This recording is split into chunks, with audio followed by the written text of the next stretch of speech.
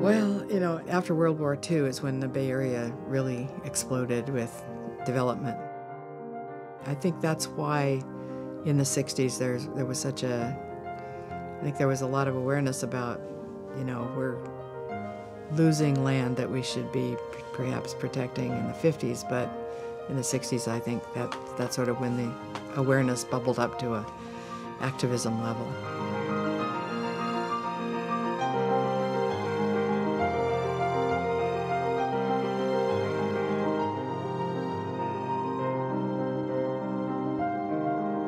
The year I was born, they opened the Caldecott Tunnel. They opened the Golden Gate Bridge the next year. So imagine the Bay Area without those things. That's not that long ago.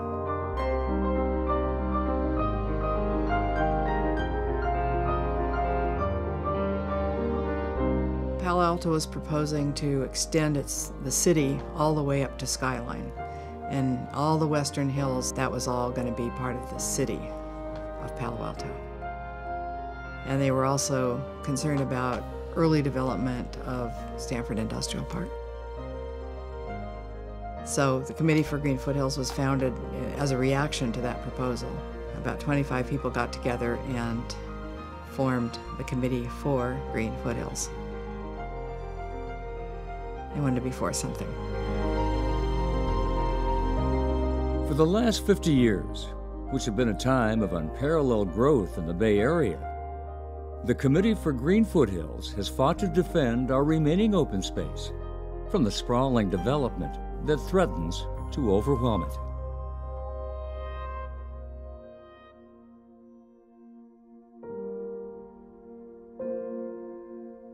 One fiercely fought battleground has been southern Santa Clara County, where the cities of San Jose, Morgan Hill, and Gilroy have significant open space and agricultural land in and around their borders.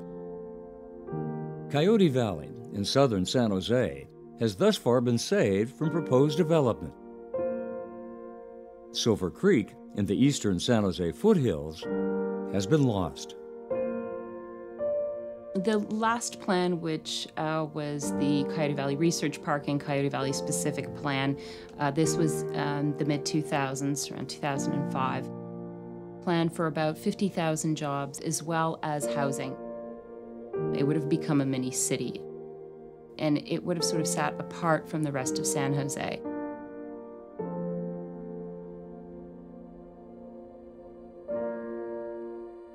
So the Silver Creek development, for me, goes way back. That's where I grew up. I grew up in the east side. Silver Creek used to be the area where it was like one of the country roads that you could, as a teenager, go out on the country road and go all the way through on Silver Creek Road to Metcalf Road, which took you into Coyote Valley. When you have either a city council or county board of supervisors who is in favor of development, you often lose. And we just simply could not get a majority. They sided with the developer at that time. Silver Creek is a warning of what Coyote Valley could become. Coyote Valley is important not only for its fertile agricultural land, but for the wildlife corridor that it offers between the Diablo and coastal ranges. This corridor, along with one other to the south, is the last of its kind. They are key to the genetic diversity of the animals in the two ranges. Coyote Valley is a success, for now.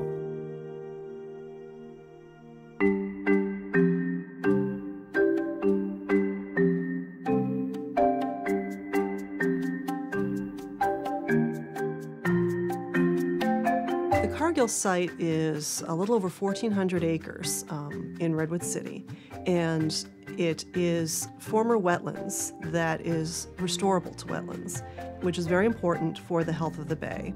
The bay has lost 90% of its historic wetland area, and we need to restore still thousands of more acres in order to really protect the health of the bay.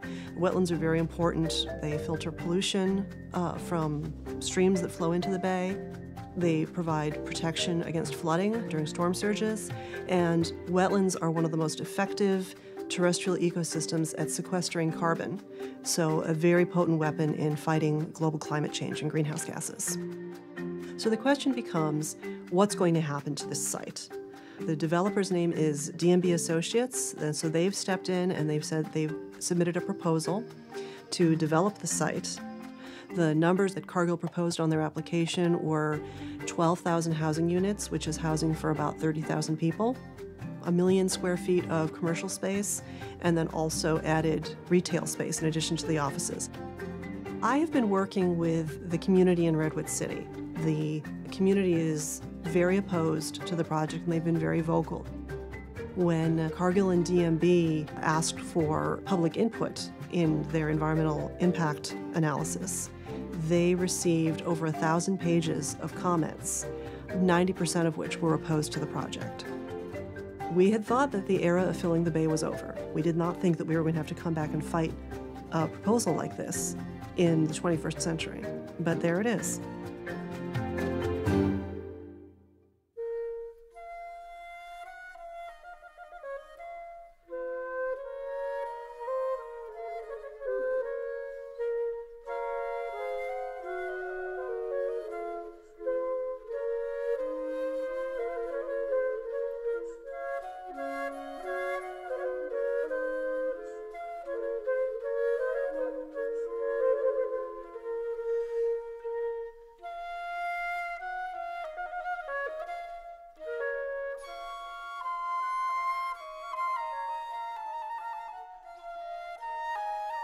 McNee Ranch State Park is a grand mountain refuge overlooking the Pacific Ocean between Pacifica and Half Moon Bay.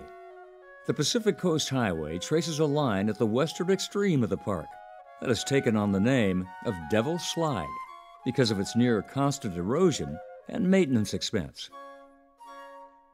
Over 30 years ago, the state of California and Caltrans decided to solve the problem with a bypass that would split McNee Ranch in two, setting a dangerous precedent for state parks everywhere. Fighting Caltrans in those days was like trying to fight the Pentagon. They had their mission and nobody was going to tell them what to do. Caltrans instructed their staff to not talk with environmental groups. And they changed the conclusions of some of their own scientific writers on their environmental impact report to make it favor building the bypass. So we had been in court fighting the bypass of Devil's Slide, freeway bypass that would have opened up the coast to development. And we were about to have our final steps of our court challenge. And we realized we had to win politically as well as legally. So we decided to do a ballot measure that would mandate a tunnel instead of the bypass as part of our coastal plan. It would change our coastal plan to say build a tunnel at Devil's Slide.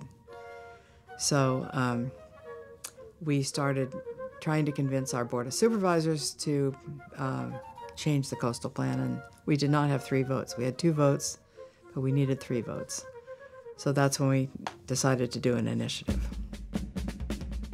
We had to get 33,000 signatures to put it on the ballot, so we did a lot of tabling at shopping centers, and we had a model that showed the whole Montara Mountain, Devil's Slide area, so you could see the ruggedness of the terrain, and you could see the road along the front of the slide area along the coast.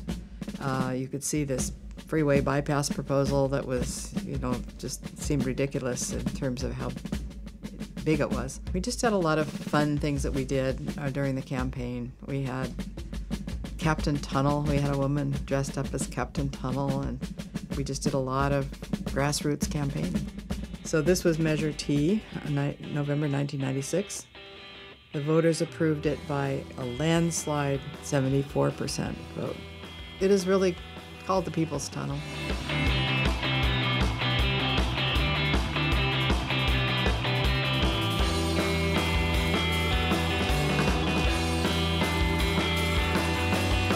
Big Tunnel was a success in every way. McNee Ranch State Park was saved. A freeway opening the floodgates to development was stopped.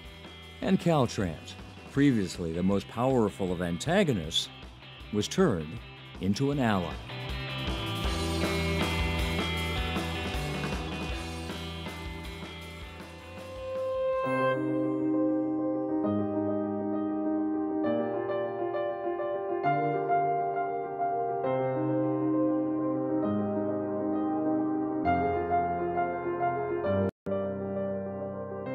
Despite its many victories over the past half-century, the Committee for Green Foothills' gaze is firmly fixed on the horizon.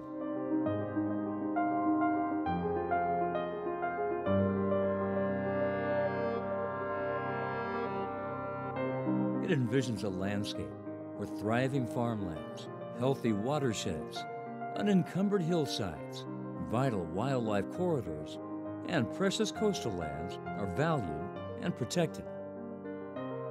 Reaching that horizon will take many steps, some more difficult than others.